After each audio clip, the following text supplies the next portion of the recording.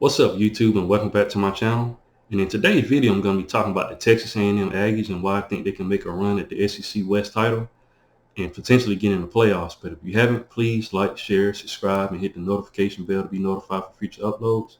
And by doing so, it greatly helps out my channel and it helps me grow as a content creator. Well, the Texas A&M Aggies last season, they had, some good wins and they had a couple of head-scratching losses, but they look to build on what they did last season, guys, and it also helps that they have the #1 recruiting class from the last cycle. So they're a very, very talented team, guys, going into 2022. And I wrote down some notes on the team, and I'm gonna break it down, each position group, give a little preview of what they have coming into the 2022 season, guys. And I'm gonna start with the quarterback. First guy I'm gonna talk about is Haynes King.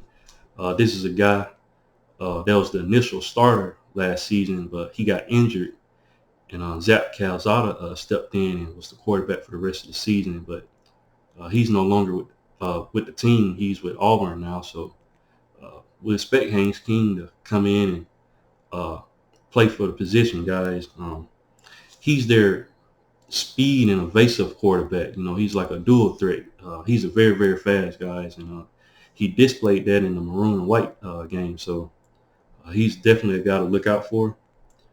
Then they have Max Johnson, the guy with experience. Coming from LSU, he threw for 3,884 yards with 35 touchdowns, guys. So there you have it, a guy with SEC experience. He knows what it takes to play in this league, and he's definitely a guy to look out for. And then they also have Connor Wayman. This is a guy that's very, very talented. He plays both football and baseball.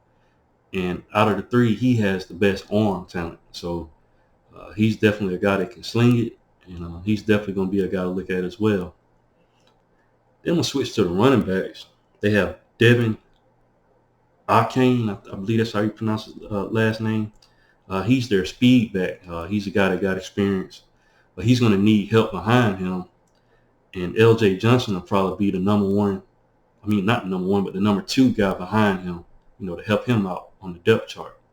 But they also have Amari Daniels, and he had 16 carries for 128 yards in the maroon and white game. So there's three guys right there that, Texas A&M can look at, to get them that rushing attack on the offense.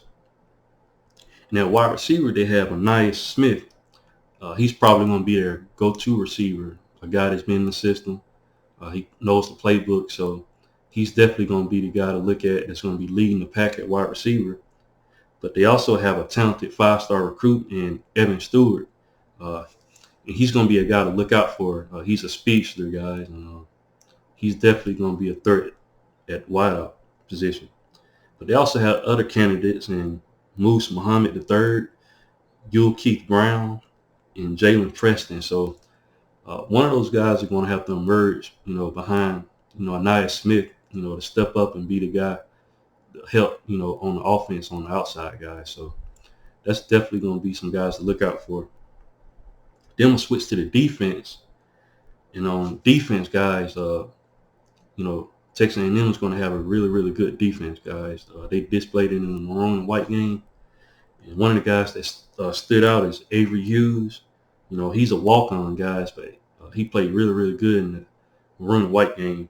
He had 3 takeaways, 1 fumble, 1 interception, and a pick 6, guys. So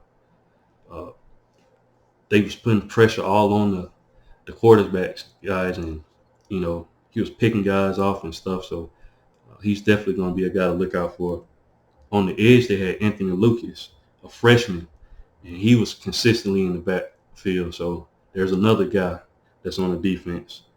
Then they have at linebacker, they got Terry and Lee Jr. He was all over the field. He got an interception as well. So there's another guy to look out for. Then on the D-line, they got Tumise Adelier, and he filled in the gaps in the run game, the whole game. And they also have Jordan Gilbert, and he picked off Matt Johnson.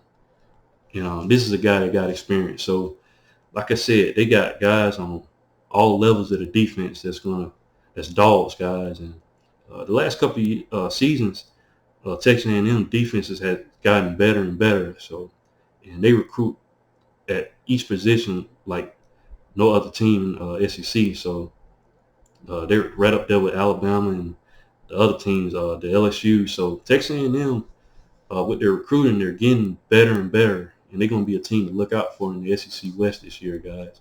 And they can potentially get in the playoffs. They'll have to get through the tough schedule of the SEC West, and it's always a challenge. But if they put the pieces together, they can definitely get there, guys. But what do you think about the Texas A&M Aggies? Leave your thoughts in the comment section. And if you haven't, please like, share, subscribe, and hit the notification bell to be notified for future uploads. And I'll definitely be back with more college football content. Thanks, guys, and roll tide.